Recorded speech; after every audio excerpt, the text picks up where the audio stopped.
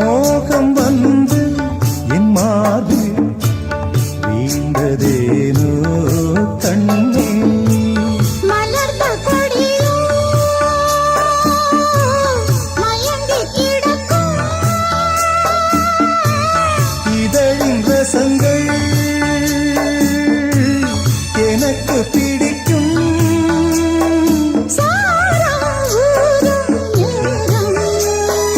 தென்றல் வந்து என்னை தொடும் ஆகா சத்தம் இன்றி முத்தம் இடும் பகலே போ